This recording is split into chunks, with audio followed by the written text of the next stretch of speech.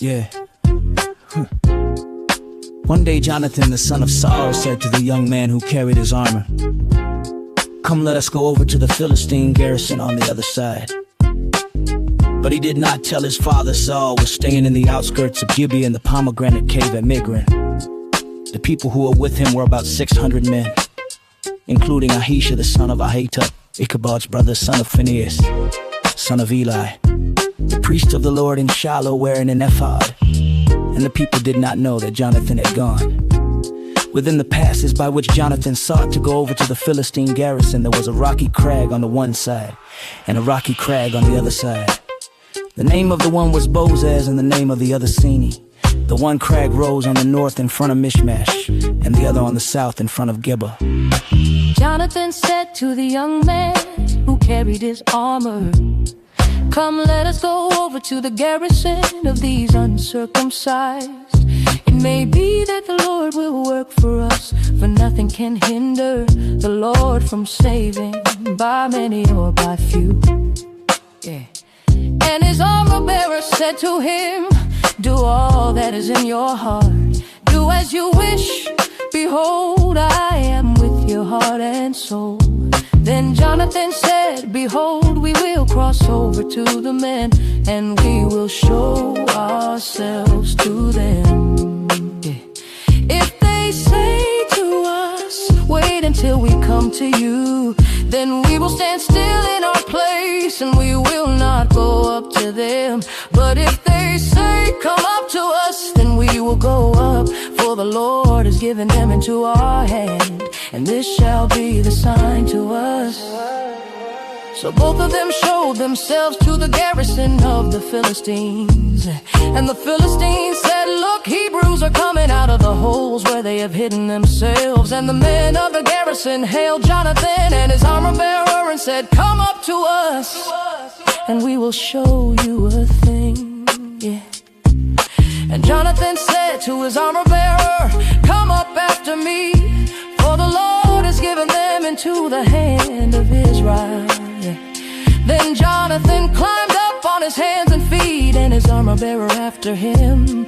And they fell before Jonathan, and his armor bearer killed them after him. And that first strike which Jonathan and his armor bearer made killed about 20 men within, as it were half a furrow's length in an acre of land. And there was a panic in the camp, in the field, and among all the people. The garrison and even the raiders trembled. The earth quaked, and it became a very great panic.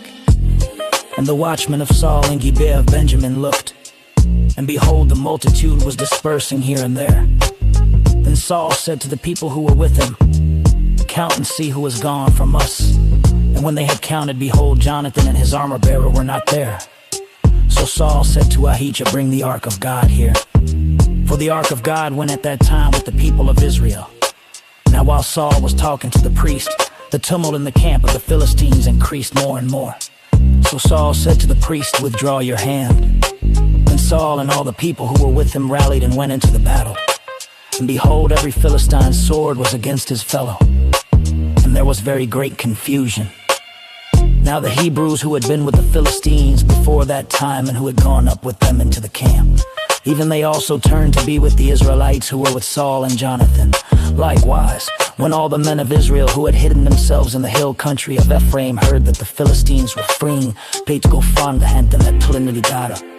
Lord said to repeat, and Onoro and his armor bearer were not there. So Saul said to Ahijah, "Bring the ark of God here." For the ark of God went at that time with the people of Israel.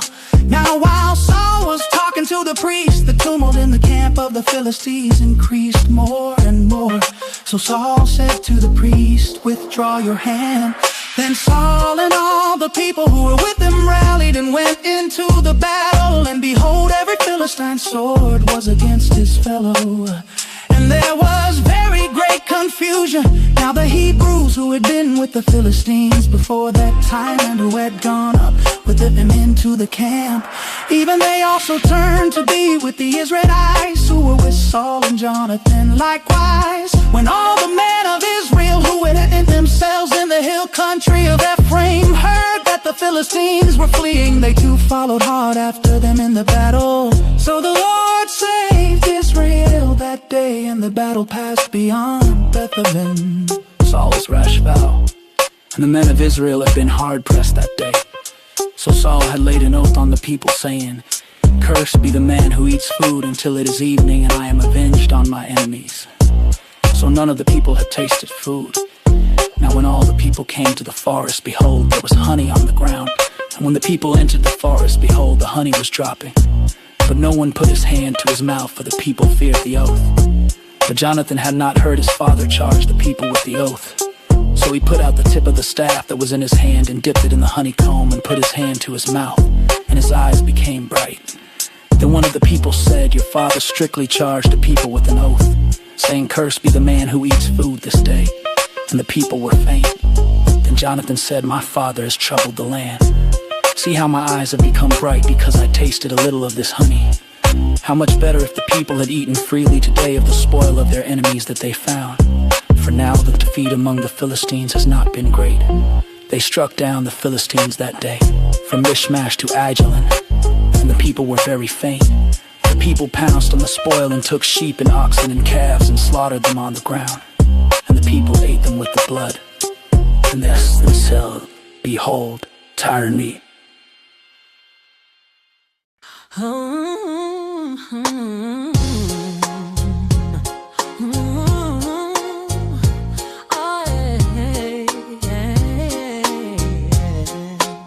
They struck down the Philistines at day from Michmash to Aijalon, and the people were very faint.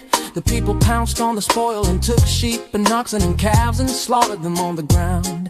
And the people ate them with the blood. Then they told Saul, "Behold, the people are sinning against the Lord by eating with the blood." And he said, "You have dealt treacherously. Roll a great stone to me here." And Saul said, "Disperse yourselves among the people and say to them, let every man bring his ox or his sheep and slaughter them here and eat, and do not sin against the Lord by eating with the blood." So every one of the people brought his ox with him that night, and they slaughtered them there. And Saul built an altar to the Lord. It was the first altar that he built to the Lord. Then Saul said, "Let us go down after the Philistines by night and plunder them until the morning light. Let us not leave a man of them." And they said, "Do whatever seems good to you."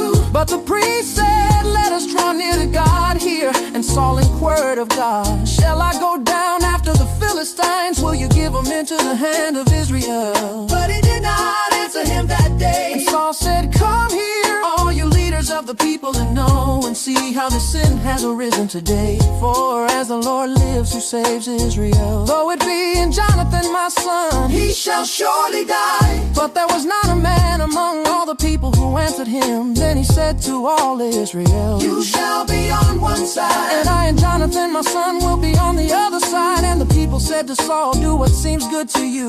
Therefore Saul said, "O Lord God of Israel, why have you not answered your servant this day? If this guilt is in me or in Jonathan my son, O Lord God of Israel, give Urim. But if this guilt is in your people Israel, give Thummim." And Jonathan and Saul were taken, but the people escaped. Then Saul said, "Cast a lot between me and my son Jonathan." And Jonathan was taken. Then Saul said to Jonathan, "Tell me what you have done." And Jonathan told him, "I tasted a little honey with the tip of the staff that was in my hand. Here I am, I will die." And Saul said, "God, do so to me and more also. You shall surely die, Jonathan." Then the people said to Saul, "Shall Jonathan die, who has worked this great salvation in Israel?" Far from it. "As the Lord lives, there shall not one hair of his head fall to the ground, for he has worked with God this day." So the people ransomed Jonathan, so that he did not die. Then Saul went up from pursuing the Philistines, and the Philistines went to their own place. Saul fights Israel's enemies. When Saul had taken the kingship over Israel, he fought against all his enemies on every side, against Moab, against the Ammonites, against Edom, against the kings of Zobah, and against the Philistines. Wherever he turned, he routed them, and he did valiantly. he instruct the Amalekites and deliver Kans out of the hands of those who plundered them. Now the sons of Saul were Jonathan, 𝙂𝙂, and 𝘂𝙂. And the names of his 2 daughters were these. The name of the firstborn was Merab, and the name of the younger Michal. And the name of Saul's wife was Ahinoam, the daughter of Ahimaaz. And the name of the commander of his army was Abner, the son of Ner. Saul's uncle Kish was the father of Saul, and Ner, the father of Abner, was the son of Abiel.